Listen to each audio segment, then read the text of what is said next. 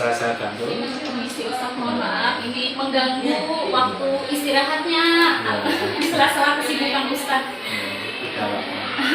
Ya Ustaz, ini mohon maaf saya memberanikan diri Ustaz, ingin apa ya, berbagi ilmu mungkin ya, ingin mengambil ilmu dari Ustaz yang luar biasa gitu kan ya, sebagai pimpinan sekolah saya yang luar biasa di Al-Fatimah. Mungkin sebelumnya Ustaz, saya minta perkenalan Ustaz ya, supaya lebih kenal lagi. Terima kasih Ustazah Susan. Jadi perkenalkan, nama saya Abdul Hasan Ansori, biasa dipanggil Ustaz Abdul. Jadi di sini saya sebagai kepala sekolah dari Ustazah Susan, yang mana Ustazah Susan ini adalah peserta calon guru penggerak angkatan ke-7. Demikian perkenalan singkat saya.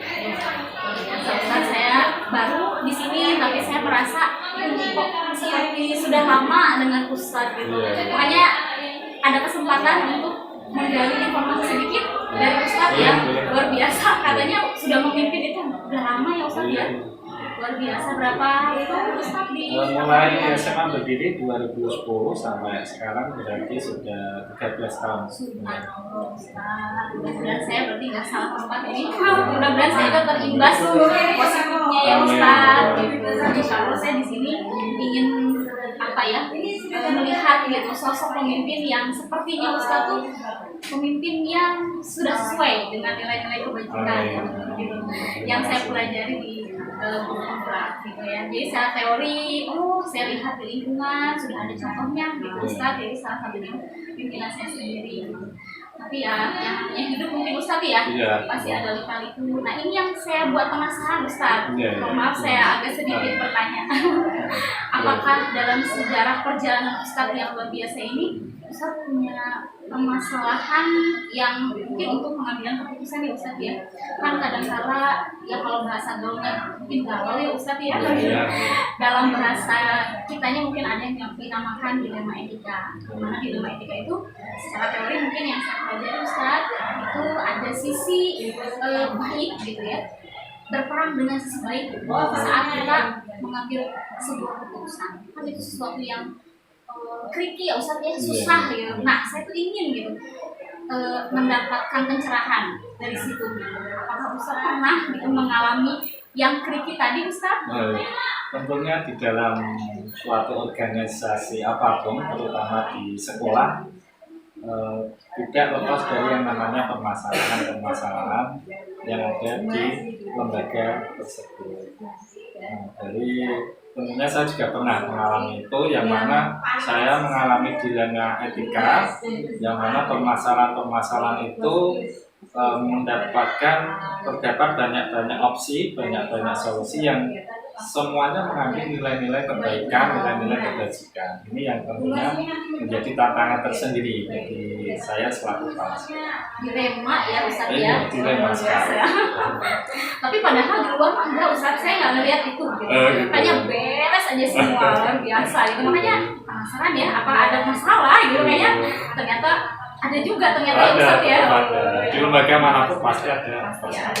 Ya suka dan duka pasti ada Ustaz. Kalau boleh tahu Ustaz, yang paling Ustaz apa ya berkesan lah ya gitu dalam pengambilan keputusan tadi atau dalam etika tadi yang Ustaz rasa berkesan, kira-kira apa ya salah satu contoh kasusnya Ustaz? Begitu ya. Salah satu contoh kasusnya tadi sudah saya sampaikan, cuma ini saya mungkin memberikan kasus contoh yang lain, bahwa dulu pernah kita mau melakukan kegiatan namanya kemah bakti, yang mana kemah bakti ini kita laksanakan ada dua opsi yang harus kita carikan solusinya. Pada saat itu Wakil Kesiswaan menginginkan bahwa pelaksanaan kemah untuk seluruh siswa SMA ini dilaksanakan di luar lingkungan sekolah, dengan harapan bahwa agar anak-anak ini mempunyai pengalaman baru, pengalaman yang beda ketika berada di lingkungan sekolah. Kemudian opsi yang kedua dari pembina pramuka menginginkan bahwa pelaksanaan kemah ini dilaksanakan di lingkungan sekolah saja. Kenapa? Karena waktu itu memang cuacanya atau iklimnya lagi tidak bersahabat. Dengan harapannya bahwa pelaksanaan kemah ini berjalan dengan lancar walaupun dengan cuaca yang kurang baik. Nah, ini sama-sama bagus, yang mana mau melaksanakan perkemahan akbar yang mana melibatkan seluruh siswa, tapi di sini ada opsi-opsi yang harus kita pilih. Dengan pertimbangan yang satunya adalah di luar lingkungan sekolah agar anak-anak mempunyai pengalaman yang lebih, yang satunya di lingkungan sekolah dengan pertimbangan bahwa pada saat itu cuacanya lagi sedang kurang baik, kurang membantu. Luar biasa ya. Kalau saya jadi posisi Ustadz, nah bingung ya. Tapi kalau kayaknya Ustadz mah, insya Allah ini. Nah itu yang harus saya dapatkan hari ini Ustadz. Oke, langkah-langkahnya Ustadz. Jadi ketika ada masalah begitu, kira-kira apa ya? Langkah-langkah yang harus kita lakukan, yang pertama adalah tentunya kita akan pertama menganalisis permasalahan-permasalahan yang ada di lingkungan sekolah kita. Setelah kita analisis, maka kemudian kita petakan permasalahan-permasalahan itu, apakah permasalahan itu mengandung nilai-nilai kebaikan, opsi-opsinya, atau mungkin justru sebaliknya. Permasalahan itu, opsi-opsinya, satunya mengandung nilai kebaikan, satunya tidak mengandung nilai kebaikan. Nah, setelah kita petakan, oh ternyata opsi-opsi ini semuanya mengandung nilai kebaikan, maka langkah-langkah pengambilan keputusan pun harus berbeda dengan yang satunya. Itu langkah-langkahnya. Jadi kalau dua-duanya opsi itu mengandung nilai kebaikan, maka langkah berikutnya adalah kita akan memanggil guru-guru tersebut untuk menceritakan permasalahan-permasalahan yang ada di sekolah, kemudian memberikan opsi-opsi kepada kepala sekolah. Setelah semua guru itu memberikan opsi-opsi yang semuanya mengandung nilai kebaikan, maka langkah berikutnya adalah kita mengambil keputusan, yang mana keputusan ini harus bisa mendatangkan nilai kebaikan yang lebih kepada lembaga kita. Gitu ya Ustadz ya. Jadi kita itu tidak bisa ya Ustadz, misalkan saya kan mungkin ya, udah menurut saya baik yang ini, udah saya tentukan yang ini, nggak bisa ya Ustadz ya. Kita harus tetap mendengarkan opsi-opsi dari pemangku guru. Mungkin dengan yayasan juga mungkin ya, bisa berkolaborasi semua untuk menentukan satu keputusan. Walaupun nanti pada akhirnya pemegang keputusan itu tetap ada di kepala sekolah, tapi tetap kita harus bisa mendengarkan opsi-opsi itu dari pemangku sejarah kita. Ya, baik. Itu untuk mengakomodasi ya Ustadz ya. Teriakan-teriakan yang dibawa mungkin begitu ya Ustadz ya. Karena opsi-opsi yang disampaikan pasti bermakna dan mengandung nilai-nilai kebajikan tadi. Jadi luar biasa Ustadz ya, harus banyak digunakan. Kemudian kalau saya tanya Ustadz, dari langkah-langkah tadi yang paling efektif Ustadz, yang menurut Ustadz itu ini makanya gitu nih untuk pengambilan keputusan, yang mana Ustadz? Tentunya dalam pengambilan keputusan itu ada dua yang perlu kita pahami, bahwa keputusan itu bisa sifatnya top down, artinya sifatnya top down itu keputusan ini diputuskan kepala sekolah dan harus dilaksanakan oleh seluruh guru-guru yang ada di lingkungan sekolah. Contohnya adalah peraturan tentang wajib mengikuti upacara bendera di hari Senin, gitu ya. Maka seluruh ustadz-ustadzah harus bisa melaksanakan aturan itu. Itu sifatnya pengambilan keputusan yang top down, artinya keputusan itu langsung dari kepala sekolah dan teman-teman guru tinggal melaksanakan. Tapi juga ada keputusan itu yang sifatnya itu bottom up, artinya pengambilan keputusan itu kita mendengarkan opsi-opsi yang ada atau yang diberikan oleh guru-guru kita. Nah, dari opsi-opsi yang diberikan kepada kita dari guru-guru kita itu, maka baru kita akan memilih opsi yang terbaik untuk yang lebih memberikan kebermanfaatan yang lebih besar bagi lembaga kita. Nah, apakah keputusan ini nanti baik mana, top down sama bottom up, semuanya sama-sama baik tergantung permasalahan yang ada di lingkungan sekolah kita.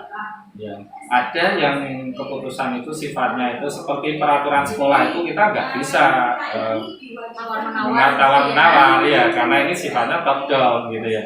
Tapi dalam hal-hal tertentu seperti tadi pelaksanaan skema atau kegiatan-kegiatan di sekolah itu bisa menggunakan bottom up gitu, seperti itu. Wah, ini nih teori baru lagi dan saya bisa sampaikan ke teman-teman Ustaz. Di LMS nya belum ada ini pengambilan keputusan yang apa top up ya, top down, top down dari ya bottom up. Keren, saat ini Top saya down itu artinya dari kepala sekolah, dari atasan langsung ya down dari bottom up. Oh iya, mantap Ustaz, ini luar biasa. Ini kayaknya ilmu dari kepala sekolah langsung ini. Makasih Ustaz. Kemudian pasti Ustaz ini ada tantangannya kan Ustaz ya. Karena yang tricky ini pasti ada tantangannya. Tapi Allah itu kan menciptakan tantangan supaya kita bisa menjadi yang lebih baik ya Ustaz ya. Nah, saya ingin tahu nih tantangannya kayak gimana Ustaz kalau ada dilema etika sampai pengambilan keputusan yang dihadapi Ustaz. Tentunya dalam pengambilan keputusan banyak sekali tantangan yang harus kita hadapi, terutama terkait dilema etika ini. Kenapa? Karena opsi-opsi yang ada ini semuanya mengandung nilai kebaikan, mengandung nilai kebajikan, sehingga tentunya banyak tantangan. Tantangannya adalah tentunya kita menghadapi namanya banyak orang, ya. Banyak orang, banyak karakter, banyak pemikiran, sehingga kita harus bisa menyatukan pemikiran teman-teman itu, karakter teman-teman itu menjadi sebuah keputusan, dan yang mana keputusan itu bisa dilaksanakan secara ikhlas, secara bersama-sama oleh teman-teman. Nah, tantangannya adalah ketika nanti ada teman dengan karakter yang mungkin keras ya, yang tegas mempertahankan pendapatnya, yang tidak mau menerima pendapatnya teman lainnya. Ini yang menjadi persoalan terkait dilema etika ya.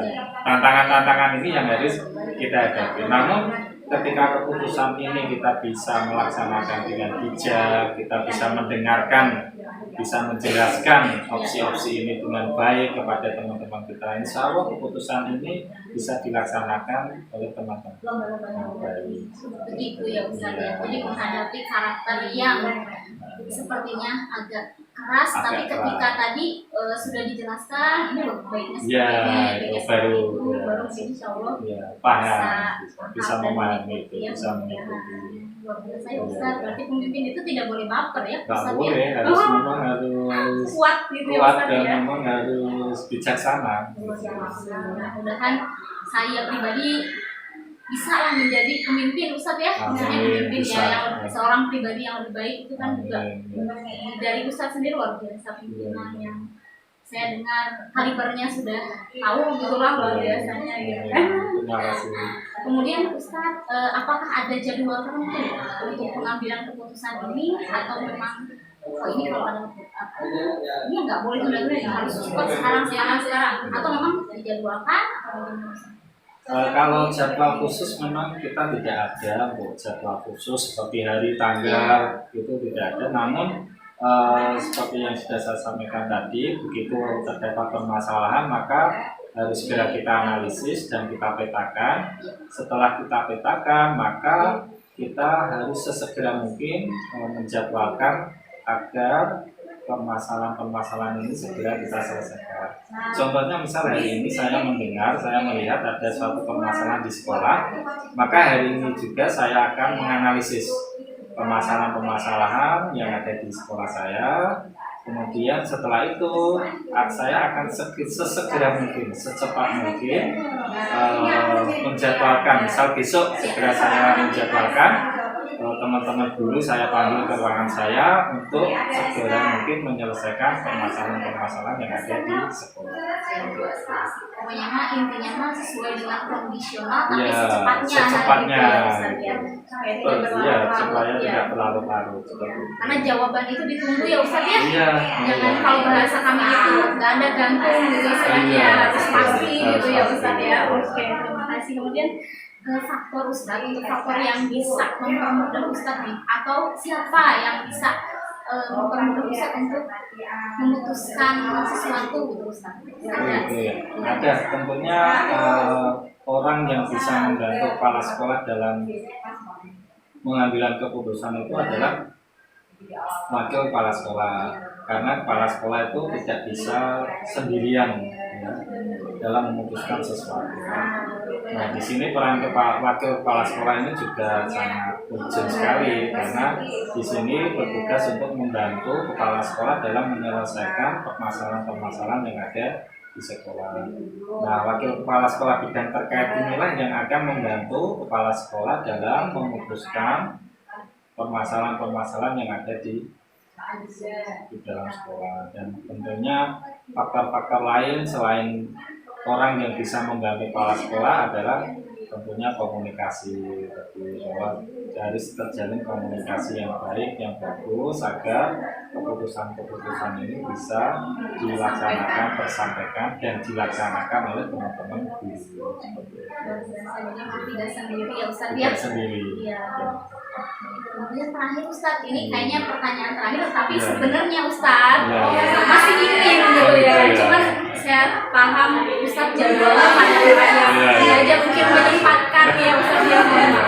Nah, Ustaz pembelajaran penting Ustaz, itu menjadi nasihat saya ke depan untuk menjadi guru yang lebih baik lah ya di mata Ustaz semua, dan menjadi pemimpin yang tadi ya bisa membawa yang baik. Jadi pesan saya dalam pengambilan keputusan ini, apapun itu harus bisa dilaksanakan secara bijaksana.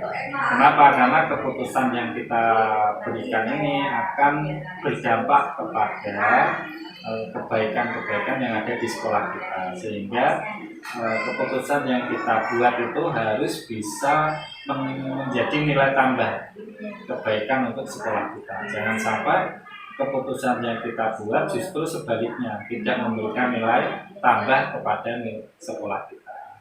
Jadi memang dalam pengambilan keputusan harus bijaksana, harus melibatkan banyak orang dalam pengambilan keputusan seperti itu. Sebenarnya yang saya lihat ternyata setenang ini, tetapi tanggung jawab Ustaz luar biasa ya. Mudah-mudahan saya doakan selalu sehat Ustaz, sukses selalu ya, selalu menjadi sosok yang apa ya istilahnya membius orang-orang di sekitar. Karena itu butuh energi juga kan Ustaz ya. Oke, mungkin dari saya mohon maaf Ustaz jika ada hal yang kurang berkenan. Saya lagi berproses Ustaz, mudah-mudahan saya bisa menjadi yang seperti Ustaz gitu ya, yang menjadi pemimpin yang lebih baik lagi. Terima kasih Ustaz. Sama-sama. Saya mohon Sukses selalu. ya, terima kasih. Assalamualaikum. Waalaikumsalam. Semisal ada yang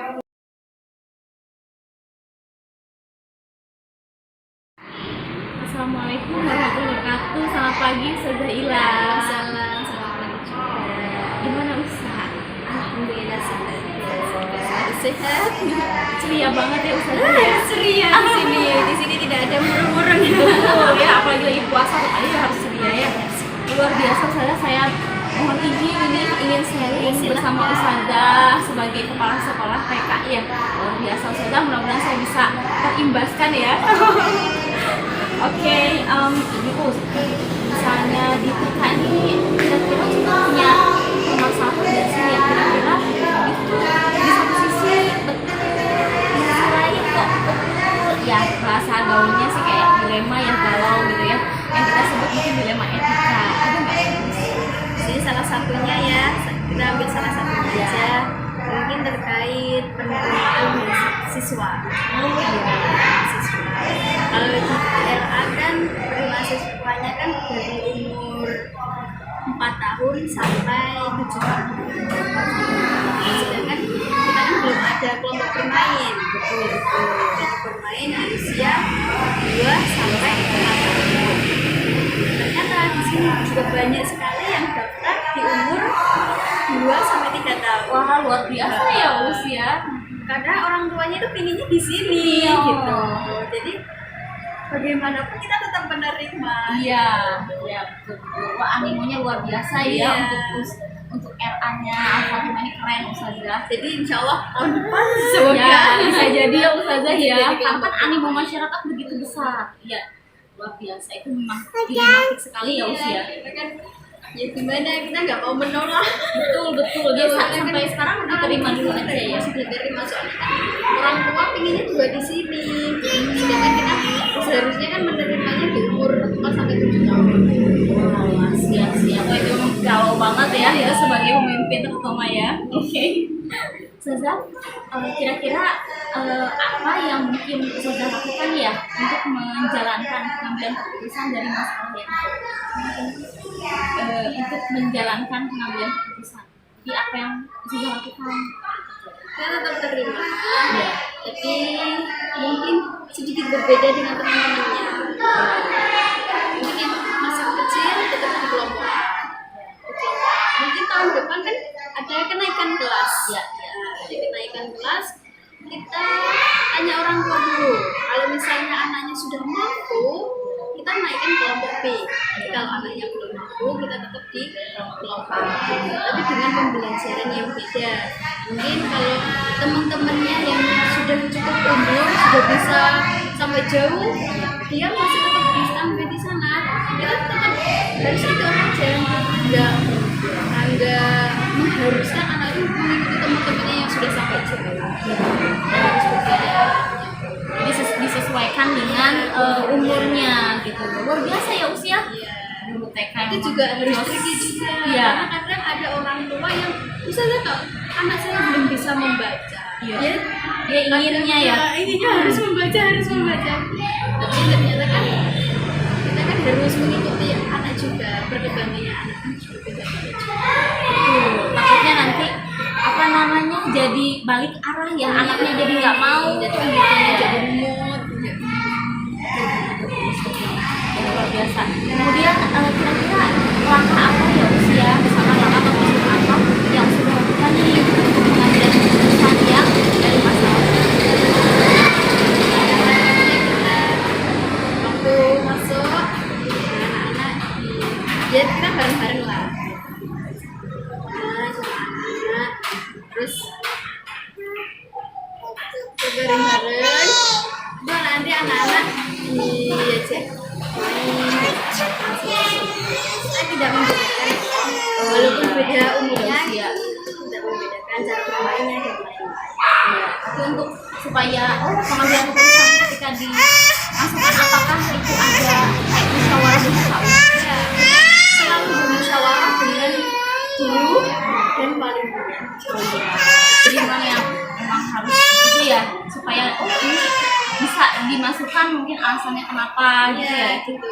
Jadi kalau waktu masuk itu kita harus memilah dan memilih anak dulu. Kita mengelompokkan yang Ya, bisa mengikuti, yang bisa tapi harus kita tuntun. Ada yang benar-benar dia lari-lari tidak mau.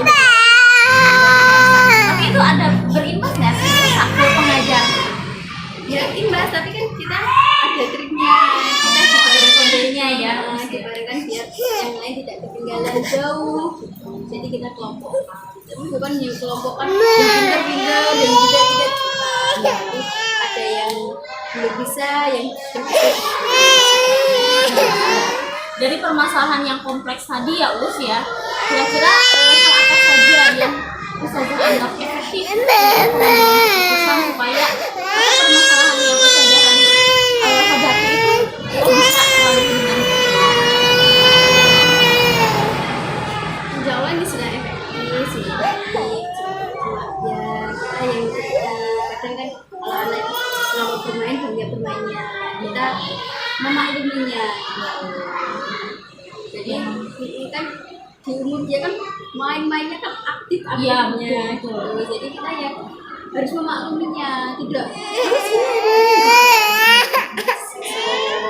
ya. Jadi gurunya juga nanti round sama-sama round juga ya. Luar biasa ya. Oke, kemudian kira-kira Us tantangan apa yang Ustazah hadapi dalam pengambilan? ya mungkin kalau anak kalau masih kecil ya kembali lagi dia ada yang nangis. Oh iya ya. Kok nangis? Kalau kelompok sama B kan mungkin dia sudah umurnya membaca biasa lah. kayak sama ya kelompok bermain kan main di dalam dia sekolah. Jadi dia kayak bawa dari rumahnya masih nangis musik ini. Mbak Rini punya mainan ketemu sama teman-temannya yang lain. mainan ya Di lepas Mbak Rini ya nggak bisa. Ayo sana. Masih diperbolehkan orang tuanya. Cuma mungkin kalau sudah anak yang masih kecil itu sudah bisa dilepas dari orang tua silahkan bisa tidak.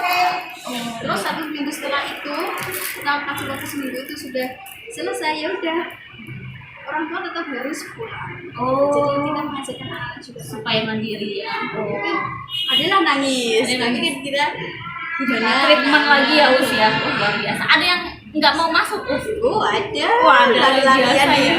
luar kelas itu ada, ya TK tapi tetap kita harus paham. keren sih ya guru TK. Saya belum tentu nih bisa. Aduh, makanya saya tertarik banget nih untuk ketemu Haus Gila. Mudah-mudahan ada yang saya bisa petik gitu ya. Oke, kira-kira dalam pengambilan keputusan tadi ya, itu ada jadwal nggak sih atau prosedur apa yang menurut Ustazah itu ya dilakukan ya dalam pengambilan keputusan? Oh, misalnya ada deadline-nya, terus ketika deadline-nya ada itu misalnya jadwalnya itu gimana, Us? Ya jadwalnya ya kalau kelompok kecil kan jadwalnya lebih ringan. Kalau mungkin yang lain-lainnya jam 12 selesai, yang kelompok kecil jam 11 selesai. Jadi kan umurnya kan juga beda, jauh juga kecil jam 11 sudah. Ya, itu strategi ya, strategi itu yang diambil untuk supaya anak-anak yang di bawah umur tadi 2 sampai 4 tadi bisa enjoy dan bisa sekolah juga ya.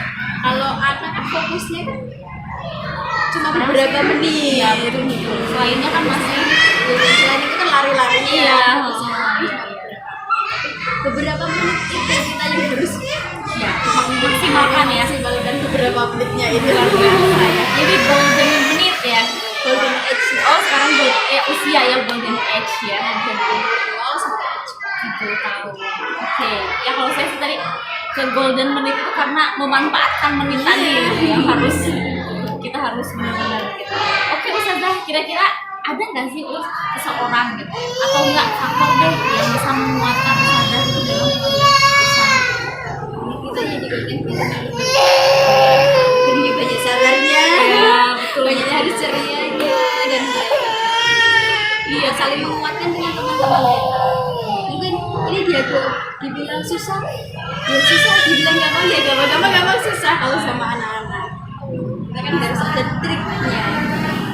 Kan bukan kayak anak kalau sudah besar kan dibilangin dia sudah oh ya ini tahu saya paham. Tapi kalau anak-anak kan nggak tahu itu salah atau benar kalau udah dibilangin. Betul. Apalagi mungkin dikasih contoh juga kita ngasih contoh baru luar biasa ya. Kita tuh harus ngasih contoh, bukan cuma omong saja tapi kita harus kasih contoh kalau sama anak-anak. Dengan dan masuk ke dunia mereka yang nggak mudah ya usia. Iya, dunia dia kan bermain. Iya, dunia kita kadang kan ya itu dia ya. Saya pribadi lah kadang ada masalah atau apa gitu ya. Harus masuk ke dunianya anak itu biasa ya. Soalnya kita di hadapan anak itu harus ceria, tidak Iya. boleh sampai kita sedih atau permasalahan di rumah kita itu nggak bisa. Kalau sama bener-bener nggak bisa. Luar biasa deh. Aduh, aku punya 4 jempol ini kurang Us. Mungkin terakhir Us untuk yang terakhir itu kira-kira belajar apa sih Us gitu ya dalam pengambilan keputusan yang menurut saya tricky banget ya. Ustazah aja seorang kepala sekolah buat itu tricky ya, apalagi saya gitu. Jadi saya ingin dapat apa ya pengambilan apa ya sesuatu yang positif Us. Kira-kira apa gitu? Ambil mungkin kita harus banyak misalnya kan kelompok bermain banyak usianya ya kita pantau terus bagaimana kita dibedakan sendiri ya biar bisa mengikuti teman-teman yang lain walaupun dia kelompok Kemudian mungkin jalin komunikasi dengan orang tua juga ya. menjalin orang tua itu lebih penting ya menurut saya. Soalnya kan walaupun di sekolahan kita belajar, tapi kita harus ada kembalinya di rumah biar tidak lupa. Soalnya kan kadang orang cepat lupa juga. Iya betul. Jadi di rumah pun harus tetap ada evaluasi dari Dan berkolaborasi dengan semua ya ibu. Kayaknya kita ada privat itu jadi itu kayak hubungannya dari guru sama wali murid biar tidak terputus sampai mana anak belajar. Nah itu juga kita tulis semuanya. Keren ya. Jadi satu anak itu kita privat kita tulis semuanya. Nah ini berarti dari catatan dari waktu ada catatannya setiap hari ada Mantap Ustazah. Luar biasa ya, keren banget ini guru TK. Terus gandus banget. Oke lah Us, mungkin terima kasih banyak untuk waktunya. Mudah-mudahan saya kesini lagi nggak kapok ya Us ya. Saya ingin menggali lagi lah di sini yang lebih banyak lagi. Terima kasih atas waktunya Ustazah. Saya mungkin pamit undur diri ya Ustazah. Terima kasih banyak.